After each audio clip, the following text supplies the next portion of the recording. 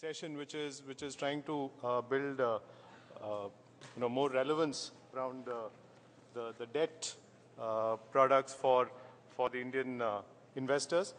Uma Shashikant, many of you would have probably even trained under her. She'll be doing the moderating the session, and the speakers are here, and she'll introduce the speakers. Uma, thank you. Since all of you are holding the profiles of the speakers, I will just call them over by their names and their designation.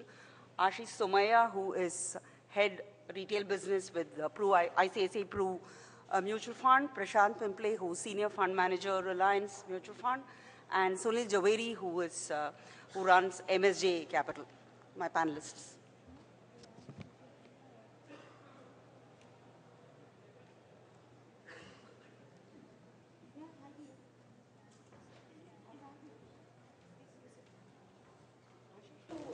Discuss about retail investors and debt funds in this session.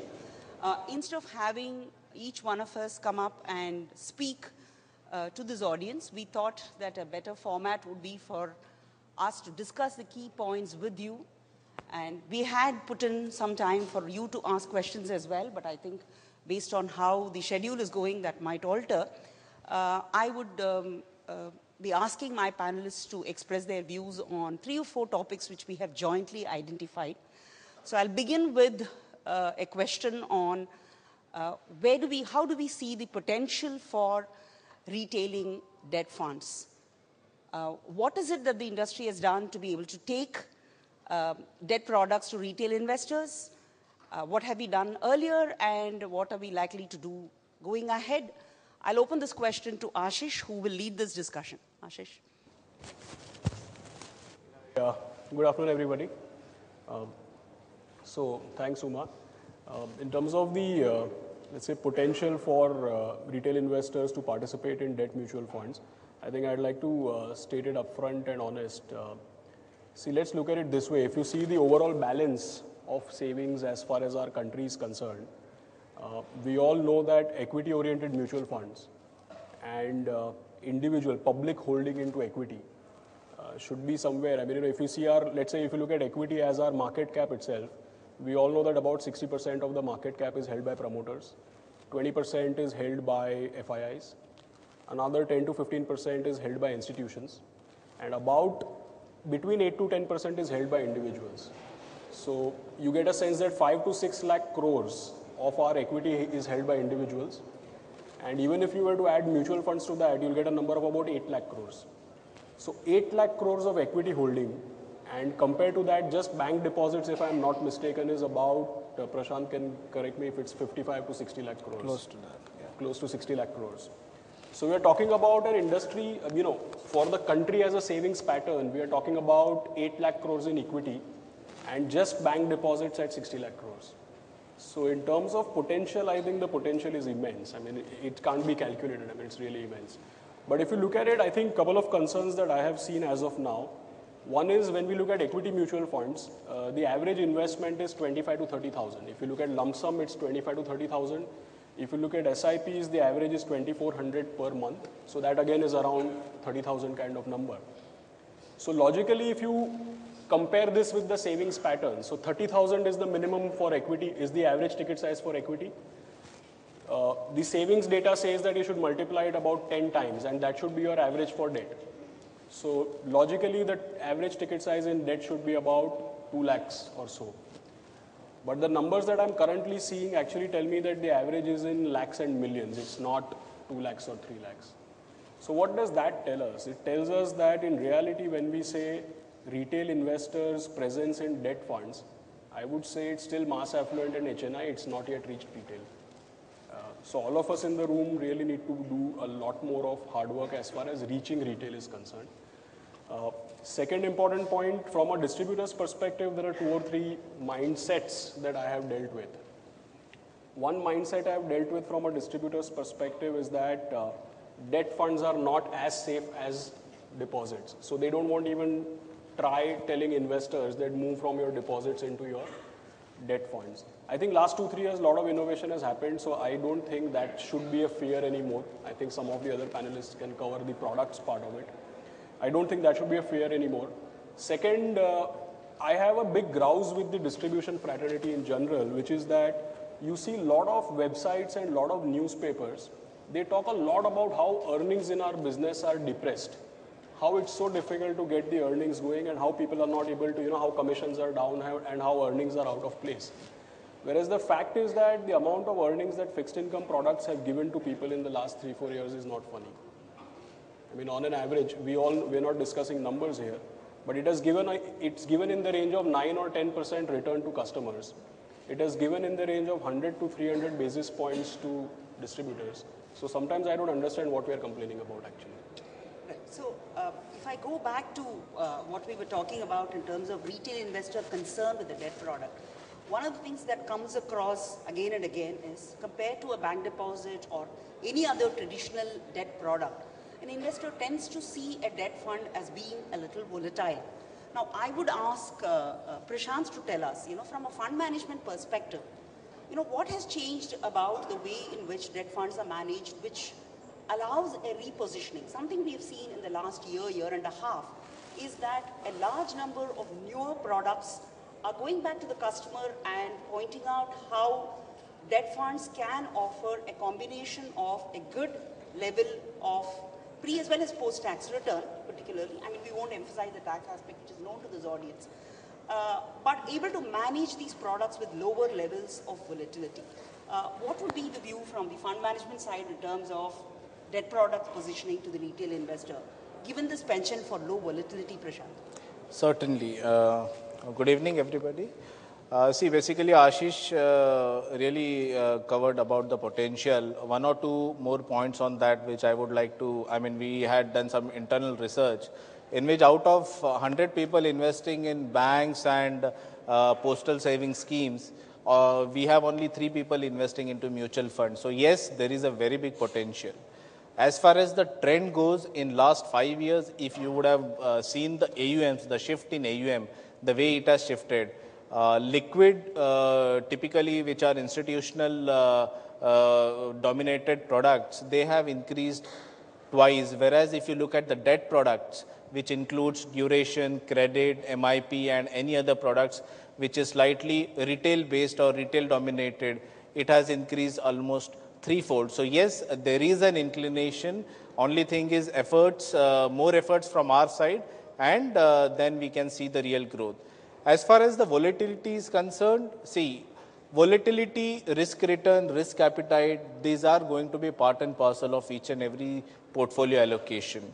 So my view out here is, if an investor has got a risk appetite, his preference for product will determine that, and accordingly advice has to be given to him as to if the investor's horizon is very short, liquid or ultra short term fund will fit his profile. If the horizons are slightly longer, say around 6 months to 1 year, there are short term funds and credit funds which will suit his profile. If it is slightly more longer, you can talk about products like dynamic bond funds or MIPs or hybrid products, or even close-ended products will suit the profile. So the point which I am trying to make here is different products will suit different kind of investors, and obviously one very important thing is having an interest rate view and the interest rate scenario. For example, let's take the current scenario. We have seen in past 1 year how the longer end funds have garnered AUM. But one thing which we need to really monitor here is in last 2-3 years we have seen AUM increasing in the longer end fund and decreasing very drastically, and that has been a reaction of the movement on the interest rate curve. But if you look at last 10 years how interest rates have moved, it really makes sense to stay invested, and that's the reason of late you will see many of the AMCs are concentrating on all weather products. We were just comparing some of the returns from stability perspective. So for a product like MIP, over a 5-year period on a post-tax basis, it is easily beating FD kind of product. On a 3-year basis, we have products like dynamic bond funds, which are easily beating the FD, which are easily comparable with mutual funds at the retail level.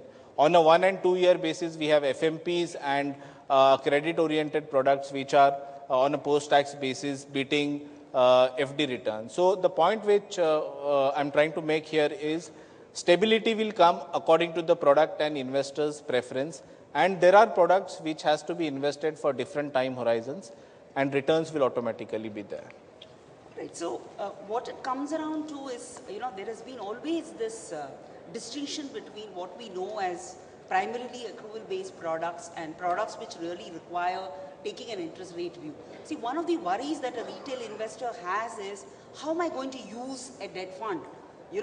Is this product going to provide me a regular return? Is this product something that I'm going to be, parking my money for a while before I go to equity? Or is this a product which requires me to take a view? I mean, I can't be in a debt product unless I really have an interest rate view. I mean, investors in their mind are wondering which is the segment that they have to go to. I think before I ask Ashish to talk about these differentiations, I would ask Sunil to come in and present an investor view of how can we position debt products to the investors so that investors can use this range. See, the industry has this range, starting from pure low-risk accrual products in the liquid ultra-short-term space to going all the way to a long-term gilt which could, require taking an interest rate view. But if you were to look at it from a retail investor's perspective, how would you position debt funds to them? How can they use debt products in their wealth portfolios? Sure. Good evening. As Sunil rightly pointed out, if we keep the investors' interests in mind first before we go to the next level of AMCs as well as the distributors segment, and if we come up with solutions rather than vanilla products like dynamic bond fund or a short-term plan or an income fund, etc., if we provide solutions to the investors, and if the investors at the end of that recommended investment horizon makes a positive return which is equivalent to the alternative asset class which was available at the time of investment, why would an investor not come to the mutual fund industry? Just to give you an example, there are some misnomers which the mutual fund also has come up with, like a monthly income plan. MIP is a misnomer because there is no monthly cash flow which is getting generated month on month in the years where the equities are not doing well. A typical example is 2003-4 or 2008-9, and then after that when the MIPs were sold again aggressively in 2010. So if you notice 2008 and 9, some of the MIPs or most of the MIPs actually skip dividends almost 5 or 6 times in a year, which was a monthly income plan. As against that, there are schemes like arbitrage schemes. Now, how many of us have actually studied arbitrage schemes which have actually generated month on month, quarter on quarter, dividends which are tax-free with no dividend distribution tax? So if we study the mindset of the investors, understand the product profiles which are available within the industry, identify the right product for the right investor, instead of telling them that you can't sell a GSEC fund to a retail investor, it's an advisor product, it's a trading call. But if you have a fill it, shut it, forget it kind of a product, which are available in the markets in the short-term space, which are accrual plus drawdown or a roll-down effect kind of products, they will make money irrespective of where the interest rates are headed. And there are certain schemes which, without naming them, have made. I just give you an example. In a year, when the markets went up by 4%, interest rates went up by 4%, a particular scheme generated YTM less expense ratio. If it was 6%, they generated 5.77% return. What better can you ask for in an interest rising scenario where you're getting a 6% return? They would have invested in a FD also which was generating 6%. And they would have invested in this product also which has generated 6%. But the tax arbitrage between the two is so huge that mutual funds should win hands down if things are sold correctly. True. I mean, if you're looking at positioning of debt funds, I mean, if one looked at the trends in the last 2 to 3 years, if you see, coming from a mindset of desiring a certain level of return and a lower level of risk, FMPs as a category have become huge. Now, in the industry, we do know that while FMP as a penetration product to reach retail investor is a good idea, it has its own restrictiveness in terms of how it's managed, how it is offered by the fund house or the distribution. So if we have to move the investor from the FMP kind of a product to a debt fund which is really a pure debt fund. I mean, I would ask Ashish to tell me, how would you bring about the transition? How would you position to the retail investor an open-ended FMP, if you will? See, I think broadly, if I have to classify, I would typically put debt-oriented funds into three types. One is in terms of their approach to generating return. So one is the credit-oriented approach, where you take credit paper. The second is managing duration. And the third is a combination, which is a traditional approach, that you are holding certain duration and the returns come through. I think that the way the FMP book has ballooned in the industry, I think it's over 1 lakh crores.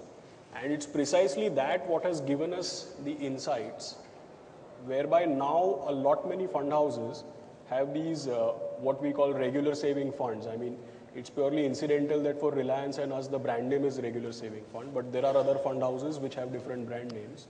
So there's this entire category of accrual-based products which even Sunil was alluding to, which tend to hold a certain duration, and then they don't practice too much of active management, really speaking. You let the maturity roll down. So actually the FMP business is what gave us the insights to get into these regular saving funds or these corporate bond funds. And ideally, from a retail investor's perspective, these funds are very effective in translating the current investments, the current interest rate scenario gets translated into the investor's portfolio if you manage it that way. I think one of the things we definitely got wrong in the earlier stages of the development of the industry was that we started this entire practice of giving a call on interest rates. So if you tell someone that, look, 10-year bond is 9% now, let's enter, and after 3 years, after 2 years, it will become 4 and we will exit. That's very good for savvy investors, but for retail investors, it leads to a lot of confusion.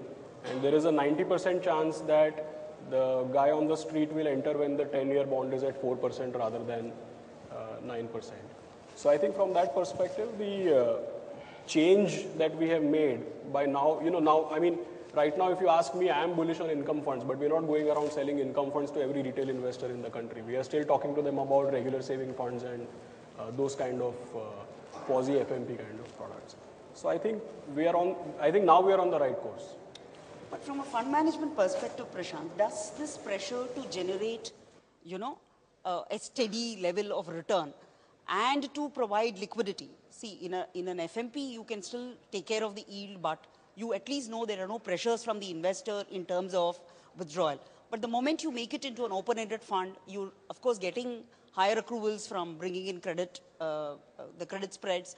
But does it create new challenges? Because here is an industry asking you as a fund manager to create a debt fund, appealing to the retail investor, which looks like an open-ended FMP because it's providing a steady, increasing level of return, if you will, irrespective of market cycles. What are the challenges in trying to do that? Certainly in the past couple of years, we have seen the trend changing. And as Ashish rightly covered, I think, for different interest rate cycles, for example, if rates are going up, there are different set of products which are suitable for investors. When the rates are coming down, there are different products which are suitable for an investor. But for an investor at the ground level, it is very difficult to identify these trends. And that's the reason I think looking at this requirement in the market, we have seen a lot of products like credit funds or dynamic bond funds or MIPs, which are, I call it, a all-weather product. They have emerged in the market. And the main challenge in this is obviously, as you rightly said, because our bond markets are not that liquid. If we compare it with even the Asian peers, our bond markets are not that liquid except for the Government of India securities market. But of late, with FI limits opening up, foreigners investing into bonds and all, the volumes are increasing and the opportunities are increasing. So yes, though from a liquidity perspective, it's a challenge. But as the contribution from retail investors or the funds which are all-weather products are basically retail-oriented, HNI-oriented kind of products, it gives us a lot of stability to take a medium to long-term views. And that's how we are able to execute, for example, dynamic bond fund. Now, dynamic bond fund is a fund which will look like an income fund in today's interest rate environment where the expectations are that the rates would go down. It would look like a short-term or ultra short-term fund when rates are going up. For example, a credit-oriented fund. When we all are selling credit-oriented fund, there are a couple of things which we need to remember, because credit, again, there is a credit risk and an interest rate risk involved. In a credit-oriented product, what one concentrates is give a higher accrual and a moderate duration, so that in any interest rate scenario, the returns are not compromised to a very large extent. But here, the fund takes exposure to credit. So one needs to understand as to what's the credit infrastructure of the portfolio manager or the mutual fund which is managing this kind of fund. So these are the kind of pertinent things which one has to look at. MIP, again, from a 3 to 5 years perspective, one has to really look at MIP not from a 1 or 2 year perspective, but from a 3 to 5 years perspective. Again, the challenge there on the debt portion is managing it partly like a dynamic bond fund. Like you cannot see MIP continuously running longer durations in all kinds of interest rate environment. There are different strategies which we need to apply even on the debt portion of MIP, which will take care of the stability of the returns, but over longer periods. Sure. So what happens really is we are looking at trying to get the retail investor to look at a slightly longer horizon, but having the comfort that there isn't too much of volatility in NEV, but also the idea that should he require management of cash flows, there are facilities. Sunil, I wanted to check with you. This whole SIP idea has today become such a generic thing, right? Across the industry, investors are very familiar with SIP.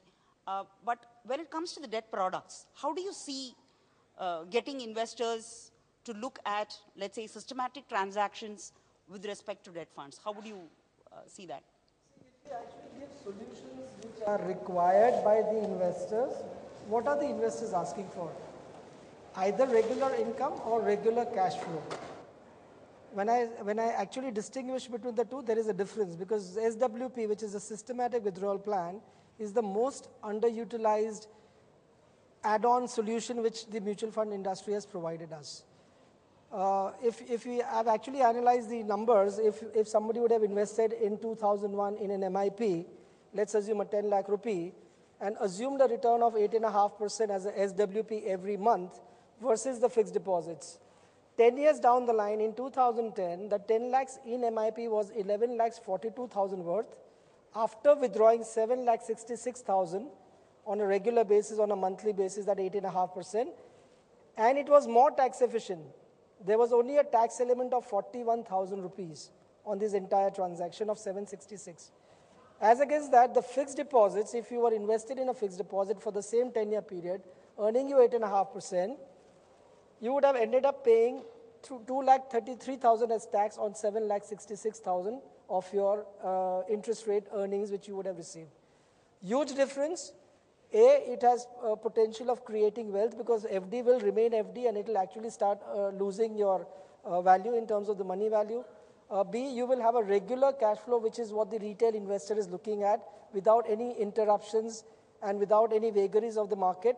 And C, over a longer period of time, even if he's dipping into this principle, it'll be able to recover, self-sustain and recover back over a period of time, because the equity will take over.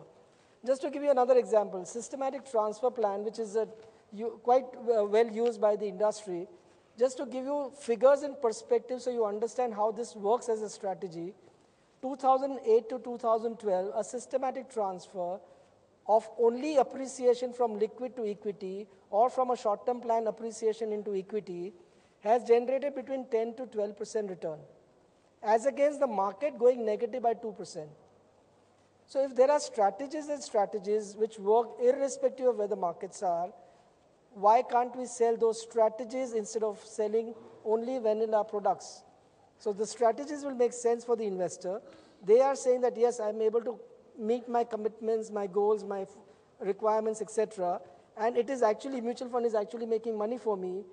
That's the only way to actually start making these investors look at mutual funds as an alternate investment avenue. I think those are very impressive numbers in terms of how an SWP or an STP would have actually worked for a retail investor.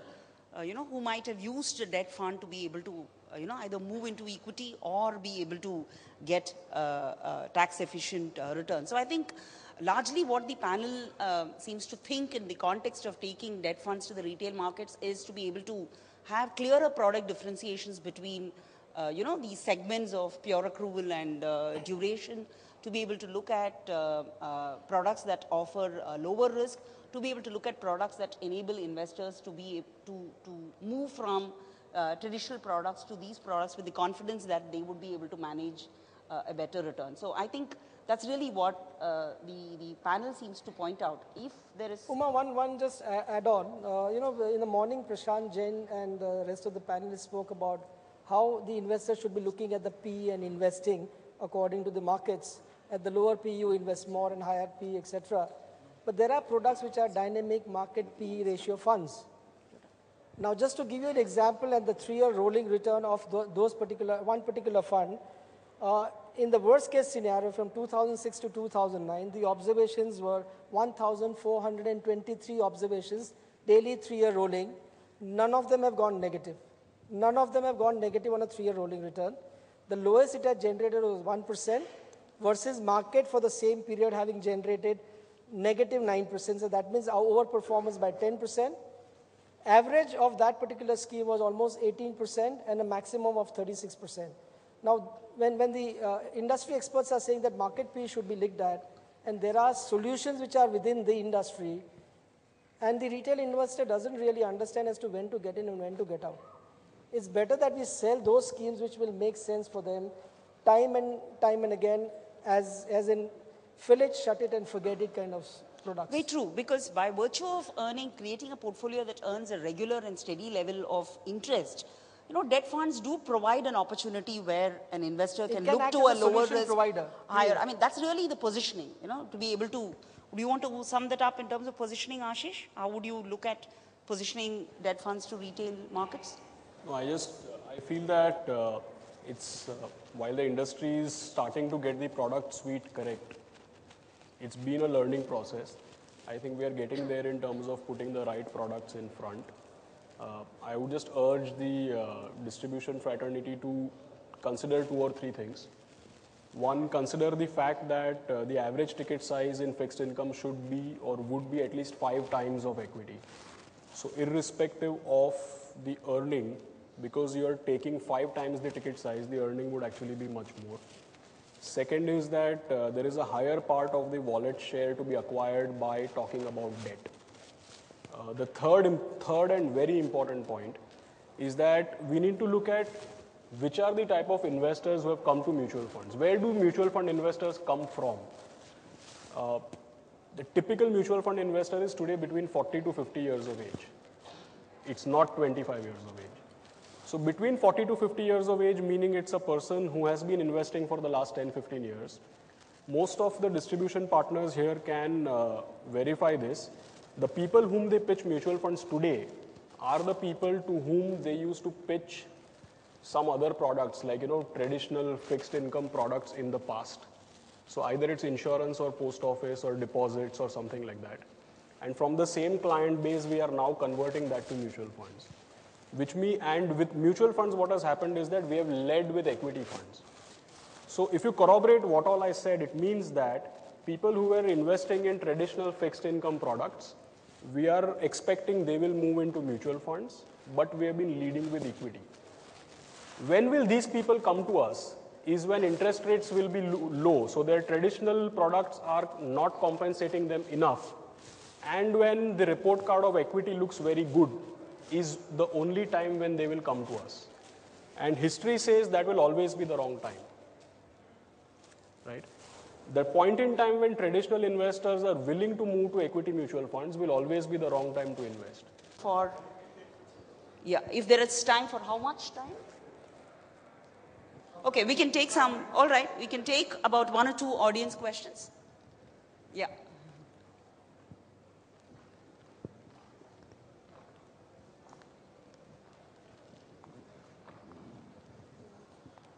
हम जब date fund करते हैं equity में हम जब भी कोई fund manager आता है तो प्रोसेस बताते हैं कि हमारी इक्विटी का क्या प्रोसेस है, हम कैसे इन्वेस्टमेंट करने वाले हैं, उसमें कहाँ पे हमने वो चेक लगाया कि जिससे रिस्क कम हो। लेकिन वो चीज़ जब डेट फंड की बात आती है तब कोई फंड मैनेजर या कोई फंड हाउस ने आज तक बताया नहीं कि उनका प्रोसेस क्या है डेट में इन्वेस्टमेंट करने का, और रिस्क मैनेजमेंट वो कैसे करते हैं। तो एक तो वो चीज़ सब हम IFA को बतानी चाहिए जिससे हमारा कॉन्फिडेंस बढ़े। दूसरी बात FMP की, कि FMP में कम्युनिकेशन एग्जैक्टली आ नहीं रहा है। वो कैसे की, अगर यील्ड का बात करें तो जब 1 साल से ज़्यादा टर्म का FMP होता है उसमें सिंपल यील्ड बोल के भी बेचा गया है, तो उसका हल हम क्या निकालें और उसमें ट्रांसपेरेंसी कहाँ से आएगी। ठीक है, मैं ये सवाल को ऐसे पहले वाले सवाल को पहले लेती हूँ कि डेट फंड में क्या होता है। ऑलराइट, फॉर लोगों को ये है कि डेट बड़ा कॉम्प्लिकेटेड है, या इसमें ड्यूरेशन है, यील्ड कर्व है। आपको डेट फंड बेचने के लिए या डेट फंड पोजीशन करने के लिए कुछ नहीं देखनी है। मेरे ख्याल से जो पोर्टफोलियो डिस्क्लोजर है उसकी भी जरूरत नहीं है। आप सिर्फ वो NAV कर्व को देख लें। NAV का जो हर दिन का जो NAV निकलता है उसका आप एक graph 10 rupee invested, how is that moving, उससे आप प्लॉट करके देख लें तो आपको मालूम पड़ेगा कि कितने क्या स्पीड में वो NAV मूव कर रहा है। वो यील्ड है आपकी, और जैसे वो ऊपर नीचे जा रहा है वो वोलेटिलिटी है उसकी। और फंड मैनेजमेंट में ये जो प्रोसेस है, ये जो पोर्टफोलियो की प्रोसेस है, उसकी नतीजा ये NAV ग्राफ में आपको दिखाई देगा पोर्टफोलियो की डिस्क्लोजर से। Because debt market is a wholesale market. आप जितना भी इन्वेस्टर के पास जाके यील्ड कर्व या यील्ड का स्लोप या स्प्रेड या ड्यूरेशन या एवरेज मैच्योरिटी की बात करेंगे, इक्विटी के जैसे ये एडअप नहीं होती है। इक्विटी के जैसे हम इक्विटी में आपको ये लगता है कि हम खुद जाके मार्केट में इन्वेस्ट करके फंड मैनेजर जो करता है उसको रिप्लिकेट कर सकते हैं, डेट में वो हो ही नहीं सकता है। प्रशांत, डू यू वांट टू? या नहीं, इंस्ट्रूमेंट की भी मैं बोल रही हूँ, इंस्ट्रूमेंट की भी मैं कह रही हूँ कि अगर कोई फंड मैनेजर पूरे अपने पोर्टफोलियो भी डिस्क्लोज करे तो उसमें से आपको कोई इंफॉर्मेशन आपकी जो आपकी इन्वेस्टमेंट के लिए जो जरूरी है वो इंफॉर्मेशन उसमें से निकालना मुश्किल है। Prashant, what do you want to? Yeah certainly, it's a very good question. In fact जो आप बता रहे हैं कि जो प्रोसेस का नॉलेज नहीं होता जैसे कि इक्विटी में होता है, I slightly disagree to that, because process तो होती है हर चीज़ की। How the investment plan is made, it starts from the interest rate view all the way to execution and monitoring. So many a times when we interact, we always interact as to what is the expected return, and whenever we are giving you some kind of estimates, there is a background working for it. In fact, I would suggest that, say in a credit fund, people should ask the fund manager what's the process behind analyzing a credit, which we see that yes, this kind of questions are not coming. We have a process, we are ready with the answer, but there should be question.